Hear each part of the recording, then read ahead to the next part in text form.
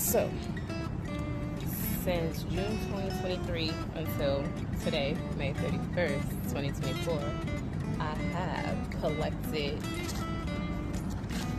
40,200 milliliters of spit and snot, mucus, phlegm, which is equivalent to 10.6 gallons, give or take, which equals 84 pounds. So that's what, about 2 years almost, right? 80 pounds of fluid taken from the nasal cavity. I'm gonna say spinal because it's like brain spinal fluid. I do wonder if I hadn't taken any of that out, how much of that 84 pounds, like would I be 135 pounds, borderline obese right now? Because I'm 5'1" and 1. So Matthew 15:10 through 20 kinda is part of the reason why I have been collecting. More so, let's look at the part where it says from 16 down. Are ye also yet without understanding? Do not ye yet understand that whatsoever entereth in the mouth goeth into the belly, and is cast out into the draught? But these things which proceed out of the mouth come forth from the heart, and they defile man. For out of the heart proceeds evil thoughts, murders, adulteries, fornication, thefts, false witnesses, blasphemies.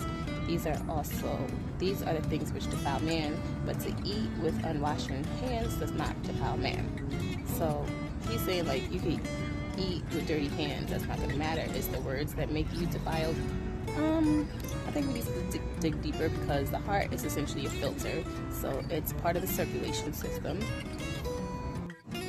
So now let's jump back to Leviticus 11, which talks about the unclean animals and what's forbidden to eat from the air, the sea, and the land, the different divisions, and how that affects Matthew 15 when it comes to digestion. Even from the other verse, I'll bring that up shortly, with milk and honey and the infections or diseases of the bowels. So there's a lot to dig into this, and it's not just, oh, we can eat whatever because Jesus said it's not what goes into the body that defiles man, da da da da da. It's like, okay, he's the most high priest, physician, and he's also a warlord, and this Bible is very much about biowarfare. Like, he sends plagues, he comes with vials of certain blood types that it's a lot to go into.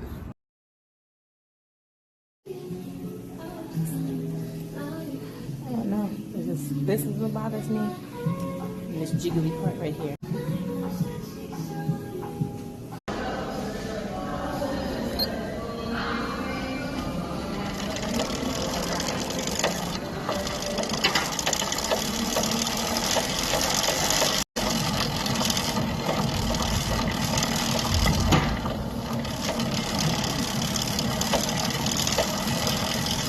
I'm really afraid of getting my sweat.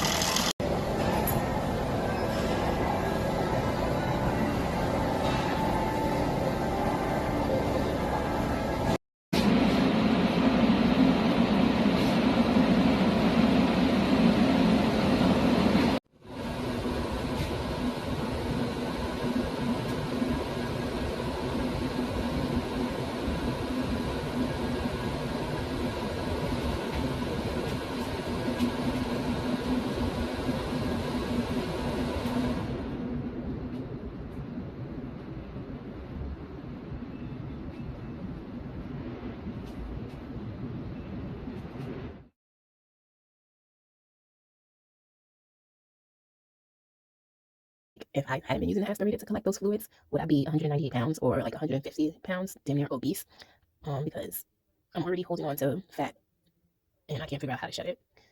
Everything else looks good. This fluctuates. It goes from 4.0 to 4.5. Haven't really got it beneath that. They say the weight of water percentage is perfect. They say it's perfect, but where's the risk factor? They don't have a risk factor. They just have low or healthy or perfect. There is a such thing as too much water, is there not? Because water essentially is what the stool is traveling in, like when it comes to settling sediments and body density. So yeah, it's good to, unless it's measuring only clear, pure water, which I highly doubt. So that's questionable to me. But then when it comes to, this app is off a little bit because for whatever reason it reset. So let me go back to analysis. So within 30 days, but then 90 days is 428. I've been recording for longer. When I click on 1 year, it goes back down to 102. Like, what? How do I have 428 within 90 days, and then within a year, only 101? So something is messed up. So I'm wondering, again, if I hadn't been collecting some of the fluids through the aspirator, would this number also be lower? And then I kind of have stopped tracking the water. I know I decreased my intake, but I try and get as much done as possible. It looks like on average I was doing 1,000 calories a day, a bit low. But as far as steps, I've definitely been reaching my step target. Water, I gotta get one. Not too bad. But sometimes I like to drink the water and then make sure that adds 3 pounds at night, and then make sure that 3 pounds is gone by the morning. Doesn't always happen. So again, it's a lot. But I definitely have been trying to limit my intake of red juices, sodas. I've stopped pretty much drinking, and it's hard for me to stop with the cheese and the pastas and the rice and potatoes. Those are like my main go-tos. I'm definitely not really a big fan of spinach, lettuce, all that stuff. So ENT doctor suggested I work on my ear muscles. So he's like, just blow out through your ears. So what I've been doing is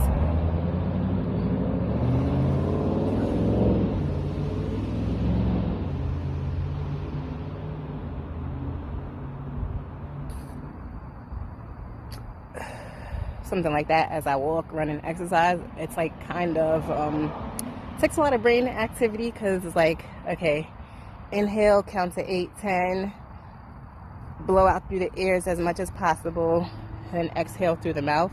But as I'm doing it, I am feeling the fluid moving around, and what's been coming out of my rear end has been interesting.